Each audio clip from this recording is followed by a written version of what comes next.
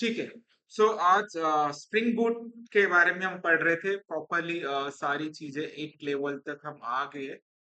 Spring boot rest API.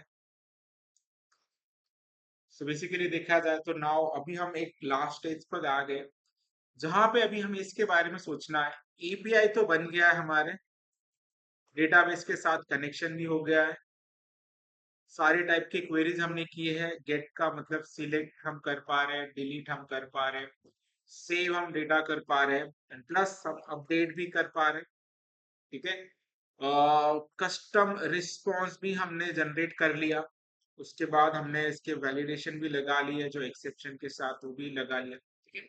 अभी बचता क्या है, दो चीजें रहती कि एक बार तुम्हारे एपीआई बनने के बाद उस एपीआई को तुम्हें सबसे पहले क्या करते आना चाहिए, बाहर एक्सेस करते आना चाहिए। ऑब्वियसली अगर आप आपके एपीआई बाहर एक्सेस नहीं कर सकते तो उसमें फायदा क्या है। और तुमने हमेशा देखा होगा कि जब भी कोई एपीआई अगर आप दूसरे डोमेन पे एक्सेस करने की कोशिश करते हो तो एक एरर आता है। ठीक है। उसके बारे में पता है नाम क्या होता है उसका एरर? जब नॉर्मल एपीआई तुम डायरेक्टली एक्सेस कर रहे हो बाहर, तो क्रॉस ओरिजिन का एक एरर आता है। एक्सप्रेस देश में भी आया था ना, इसलिए हमने वो कोड डाला था, सैंपल कोड। वो सेम थिंग आपको यहाँ पे भी करना है। ठीक है। तो पहले तो मैं एरर दिखाता हूँ कि एरर आता कैसे है। तो लेट्स रन और एप्लीकेशन जो लास्ट टाइम हमने बनाया था। आज दो तीन चीजें हमें स्टडी करनी है। पहले ये क्रॉस ओरिजिन एरर को कैसे बाहर एक्सेस करवा लेना है, first point. And second point, security को कैसे ऐड करना है। ठीक है। सिक्योरिटी मतलब हमारे वेब सर्विस सिक्योर करने, सिक्योर करने मतलब कैसे करना है। नॉर्मली अगर तुम्हें कोई यूआरएल मिल जाती है एपीआई की, तो हम ब्राउजर पे जाके उसे हिट कर देते हैं, तो हमें जेसन डेटा लगता है। ठीक है। तो स्प्रिंग बूट हमें एक सिक्योरिटी डिपेंडेंसी प्रोवाइड करता है। उससे होता क्या है, एक बाय डिफॉल्ट जब भी तुम एपीआई रन करने चले जाओ, वहां पे यूजर नेम और पासवर्ड तुम्हें एंटर करना पड़ता है। और उसके बेस पे यूजर नेम तो बाय डिफॉल्ट यूजर होता है, और ये जो पासवर्ड है आपके कंसोल में जनरेट होता है। ठीक है। और वो पासवर्ड आपको कॉपी करके यहाँ पे पेस्ट करने के बाद ही बाकी का रिस्पॉन्स दिखेगा, तब तक तुम एपीआई एक्सेस ही नहीं कर पाए। ठीक है। तो उसके बारे में भी हम जानेंगे। ये दो ही पॉइंट देखने हैं। अगर आपके एपीआई तो सारे बन चुके हैं, अब अगर एपीआई बाहर एक्सेस कर सकते हो तो और अच्छी बात है, और उसको आप प्रोटेक्ट या सिक्योर भी कर सकते हो, देन खत्म। ठीक है। चलो अभी दोनों चीजें प्रॉपरली देखते हैं। पहले हम क्रॉस ओरिजिन एरर के बारे में पढ़ेंगे। उसके लिए हम करेंगे कि अपना जो भी रेगुलर एप्लीकेशन है जो हमने पहले बना के रखा है उसको मैं रन करता हूँ। सो प्रोजेक्ट का नाम क्या था अपना, अगर तुम्हें याद है तो, नासिक पहला वाला। ठीक है। इसमें हमने नहीं, ये नहीं है, सेकंड वाला है शायद। ठीक है। तो यहाँ पे सर्विस लेयर, एक्सेप्शन लेयर सारी कुछ बना के रखे। प्रोजेक्ट को अगर रन करना है तो बाय डिफॉल्ट में जो भी डिफॉल्ट फाइल है उसको मैं हटा देता हूँ। इसको हम एक जावास्क्रिप्ट में कॉल भी करके देखेंगे, मतलब कॉल करते समय क्या प्रॉब्लम आता है वो समझ में आ जाएगा। जनरली चले जाओ, मेन क्लास फाइल ही रन करना होता है, तो हम यहाँ पे चले जाएंगे, राइट क्लिक करेंगे। ठीक है। Right click, run as Spring Boot application. जैसे हम run as Spring Boot application कर रहे हैं, ये बैकग्राउंड को प्रोसेस जनरेट हो जाएगा। रन नहीं हुआ क्या अभी तक? ओके। ठीक है, रन हो रहा है। फाइन। सक्सेस मैसेज आया, मतलब अपना प्रॉपरली डिप्लॉय हो चुका है। अभी हम जाएंगे लोकल होस्ट पे, कंट्रोलर में जाके वो राउटिंग मेथड देखना होगा। तो मेरा मेथड क्या, अपना स्लैश पे भी रन किया तो ये आ ही जाता है, इससे कोई इश्यू नहीं है। चलो हम जाते हैं अपने इधर। क्या करेंगे, लोकल होस्ट यहाँ पे आएंगे 8080, बाय डिफॉल्ट चला गया तो जो अपना मैसेज आता है स्प्रिंग बूट रेस्ट एपीआई, क्या लोकल होस्ट 8000 हो गया वो। क्या करना था हमें, 8080। सही है, यहाँ तक आ गया। ठीक है। उसके बाद राउटिंग मेथड, राउटिंग मेथड क्या है अपनी, यहाँ पे अगर तुम जाके देखते हो तो राउटिंग मेथड का नाम है यूजर्स। दो तीन में है, यूजर भी है यूजर्स भी है। तो कस्टमाइज मैसेज भी हमने जनरेट किए थे, और एक बिल्ट इन जो भी है कंट्रोलर, उसके बारे में यूज किया था। यहाँ पे जाके मैं यूजर प्रेस करता हूँ, ये सेंड डेटा। ठीक है। तो ये डेटा आने के बाद हमें पता है कि कॉल कैसे किया जाता है। तो अभी मैं क्या करता हूँ, एपीआई को कॉल करने की कोशिश करता हूँ, अपार्ट फ्रॉम मतलब स्प्रिंग बूट की एपीआई कॉल करते हैं। एट द एंड हम एपीआई इसीलिए बनाते हैं बैकएंड सर्विसेज, ताकि फ्रंट एंड वाले उसे एक्सेस कर सके। तो एज्यूम करो अभी मैं जाता हूँ अपने पीएस कोड पे, और एक यू नो जावास्क्रिप्ट में जाके हम एक एपीआई को कॉल करते हैं। मैं पहले से एक फाइल बनी हुई है, फिर से हम टाइप तो कर सकते, कोई प्रॉब्लम है नहीं, बट क्यों इतना टाइम वेस्ट करना। कुछ जेएस पुणे नाम का फोल्डर है, उसमें ओपन कर लेता हूँ, और यहाँ पे मैंने एक सैंपल फाइल बना के रखी है, इस एपीआई टेस्ट। एपीआई कॉल करने के लिए क्या क्या चीजें रहती है तुम्हें पता है, क्या क्या करना है। हमने एक्सजॉस्ट लाइब्रेरी की यूज करनी है, तो हम जाके पहले सीडीएन डाल लेंगे, ठीक है। एक फंक्शन बना देंगे ऑन लोड पे, उस फंक्शन को कॉल कर रहे हैं, करेक्ट। तो एक्सजॉस्ट डॉट गेट मेथड है, और अपना एपीआई का क्या यूआरएल है, दस। यहाँ तक समझ में आया। और हम क्या कर रहे हैं, पूरा का पूरा रिस्पॉन्स यहाँ पे प्रिंट करने की कोशिश करेंगे। तो जब मैं इससे जाके अभी मैं फिर से राइट क्लिक करके रन एज करने वाला था, जो कि हैबिट, तो इसका रन कैसे करते हैं, गो लाइव पे। तो गो लाइव पे चले जाएंगे, ऑब्वियसली ब्लैंक पेज दिखाई देगा, क्योंकि हमने चीजें प्रिंट कहाँ पे की है, कंसोल पे जाके प्रिंट किया है। यहाँ पे अगर तुम देख पाते हो तो देखो, कंसोल पे एक एरर आएगा, वो एरर का नाम क्या है, एक्सेस कंट्रोल अलाउ ओरिजिन। मतलब तुम जो भी एपीआई बनाते हो बाय डिफॉल्ट बाहर एक्सेस नहीं कर सकते हो। इस एरर का मतलब ये होता है, कभी भी आप कंपनी में चले जाओ, ऐसे कभी आ रहा है, तो आप बैकएंड वाले से बात कर सकते हो कि तुमने वो जो परमिशन है गेट सेट और जो भी पुट मेथड की वो अलाउ नहीं की है, उसे प्लीज अलाउ कर दो, ठीक है। जब तक तुम वहां से अलाउ नहीं करेंगे बैकएंड, तब तक यहाँ पे एक्सेस होगा नहीं, ठीक है। तो अभी अलाउ कैसे करना है, अलाउ करने के लिए हर एक के लिए अलग अलग टेक्निक है। किसी के लिए एनपीएम मॉड्यूल होता है, किसी के लिए बिल्ट इन क्लास होते हैं, किसी के लिए डिपेंडेंसी होती है।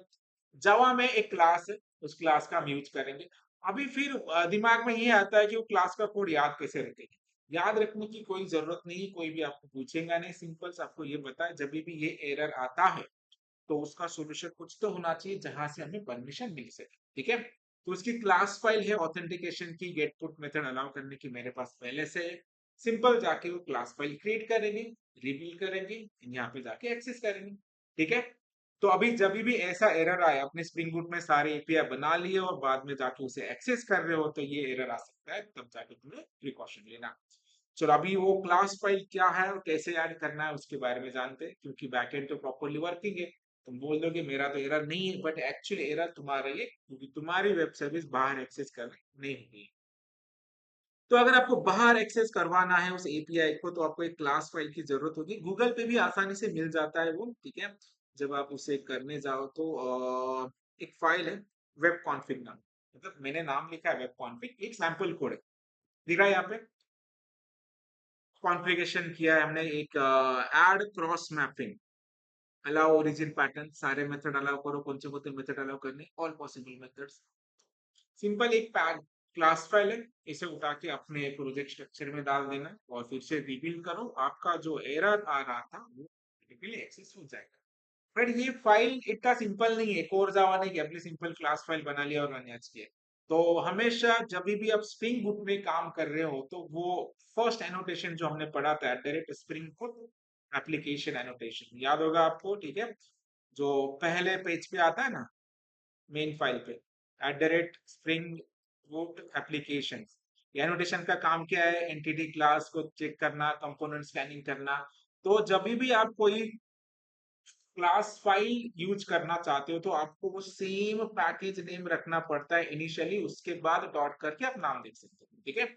तो अभी हमें ये क्लास फाइल यूज करना है, तो इस क्लास का नाम यूज कर सकते हो तुम, बट केस आपको क्रिएट करना पड़ेगा और उसके अंदर एक क्लास फाइल कॉपी करके ये पेस्ट कर देना, ठीक है। तो पहला चीज हम क्या करते हैं, सिंपल सा एक पैकेज क्रिएट करके ये क्लास फाइल जनरेट कर लेते हैं। सो चलो मैं इस क्लास फाइल का नाम कॉपी करता हूँ, और अपने प्रोजेक्ट में हम चले जाएंगे। प्रोजेक्ट कहाँ पे अपना, यही है, करेक्ट। तो अभी मैं और एक पैकेज क्रिएट करना चाहता हूँ, तो एसआरसी मेन पे राइट क्लिक करेंगे, यहाँ पे चले जाना है मेन। पैकेज का जो इनिशियल सीक्वेंस है वो सेम होना चाहिए, जैसे कि in dot S B Nashik है, राइट, NASHIK, उसके बाद क्या है, नासिक डीबी। ये एरर आना चाहिए, पैकेज ऑलरेडी एग्जिस्ट, मतलब हमें वेट पाते।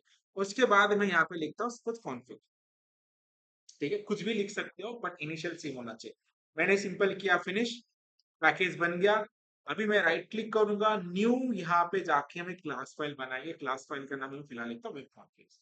सिंपल फाइल रखना, मेन फाइल नहीं रखना। मेन फाइल तुम्हारा एक ही है, जावा का वही रूल है, सिर्फ मेन फाइल एग्जीक्यूट होता है। तो इसे फिनिश कर देंगे हम। हो गया फिनिश। करना क्या, अभी फिर से रिबिल्ड हो गया, अभी भी एक्सेस नहीं होगा क्योंकि उसके अंदर हमें ये जो कॉन्फ़िग का कोड है सिंपल कॉपी करो। कॉपी करते समय हमेशा एक चीज याद रखो, किसी भी चीज को कॉपी कर रहे हो तो पैकेज नेम कॉपी नहीं करना, ठीक है? क्योंकि अपना पैकेज का नेम अलग होता है। हो सकता है कि वो एक्सेप्ट कर ले बट बाद में बहुत प्रॉब्लम देगा कि कंपोनेंट स्कैन नहीं हो रहा है या जो भी एरर आ रहा है। तो बस अभी मैंने सिर्फ इससे क्या किया, ऑटोमेटिक रीबिल्ड हो गया। सही है। अभी हम चले जाएंगे अपने कोड पे जो ब्लैंक आ रहा था अभी तक। सही है, अभी जाके मैं इसे एक बार डिलीट करता हूँ and will just refresh it. तुम देख पा रहे हो अपना जो एपीआई का कोड है, स्प्रिंग बूट रेस्ट एपीआई का अंदर का जो जेसन रिस्पॉन्स है तुम एक्सेस, ठीक है? और एक बार तुमको जेसन डेटा मिल गया, तुम सोचने की भी जरूरत नहीं है कि तुम्हें कहाँ से आ रहा है, कैसे आ रहा है, स्प्रिंग बूट से आ रहा है, नोड एक्सप्रेस से आ रहा है, क्या आ रहा है। बट अगर कोई डेटा स्प्रिंग बूट का तुम एक्सेस कर पा रहे हो तो it is most secure API रहता है हमेशा, ठीक है? बैकएंड अगर तुम्हारा जावा में है तो you are in very secure है। 95% banking domain are in currently Spring Boot पे, तो इसका इंपॉर्टेंस तुम समझ सकते हो, ठीक है? बहुत छोटा प्रॉब्लम है बट सॉल्यूशन क्या है उसका, जाके कॉन्फ़िग फाइल क्रिएट करना है और उस कॉन्फ़िग फाइल में जाके आपको इस सूटे सा कॉन्फ़िगरेशन कर लेना। सिंपल। ये कर दिया, रिबिल्ड करो, एक्सेस हो गया। तो फर्स्ट पॉइंट क्लियर है, बाहर ओरिजिन पे कैसे एक्सेस करना है उसकी चीजें। सही है। नाउ नेक्स्ट, नेक्स्ट क्वेश्चन ये है कि हमें अपने एपीआई को सिक्योर करना है। मतलब क्या हो रहा है, अभी मैं इस यूआरएल पे जाता हूँ यहाँ पे, तो होता क्या है, कोई भी डेटा देख लेगा, राइट है? अगर यूआरएल किसी को मिल गया तो सिंपली वो डेटा एक्सेस कर पा रहा है। हमें इस डेटा को प्रोटेक्ट करना है। प्रोटेक्ट करना मतलब क्या है, डायरेक्टली उसे एक्सेस करवा नहीं देना। तो उसके लिए क्या करना है, हमें सबसे पहले एक स्टार्टर डिपेंडेंसी होती है, spring boot starter dependency. Spring boot starter security नाम की एक डिपेंडेंसी मैंने ऑलरेडी बता के रखा है। आपके पास अगर ऑलरेडी डिपेंडेंसी है तो प्रोजेक्ट क्रिएट करते समय आप उसे सिलेक्ट कर लो। अगर आपने नहीं सिलेक्ट किया हो तो आपको पता होना चाहिए। अगर यहाँ पे भी नहीं मिल रहा है तो आप सिंपली कहाँ पे जा सकते हो, कहाँ पे जाना है, सारी डिपेंडेंसी कहाँ पे मिलेंगी, मार्विन रिपोजिटरी पे आपको जाना होता है जो कि ऑफिशियल वेबसाइट है for all kind of repository. जहाँ पे जाके आप सर्च कर सकते हो स्प्रिंग बूट सिक्योरिटी और एनीथिंग, सो आपको बराबर वहां पे लेके जाएगा और यहाँ से आप रिपोजिटरी को कॉपी कर सकते हो जो भी करंट वर्जन है एनीथिंग। सो यहाँ पे जाके मार्विन ग्लाइडर पे चलते हैं। सही है। वही है जो भी मेरे पास अभी है, लेकिन यहाँ पे स्पेसिफिकली वर्जन आता है और यहाँ पे नहीं आता है। जब नहीं आता है मतलब जो भी लेटेस्ट है वही डाउनलोड करता है बाय डिफॉल्ट स्प्रिंग, उसकी खासियत ही वही है। तो अब हमें करना क्या है, फर्स्ट पॉइंट क्लियर हो गया। अभी सेकेंडली करना क्या है, हमें उसे एक्सेस करवाना है। तो मैं यहाँ पे चले जाता हूँ, सिंपल। तो अभी हम करेंगे, डिपेंडेंसी पे जाके ऐड करना है। एक मिनट ना दो, ठीक है। Second point,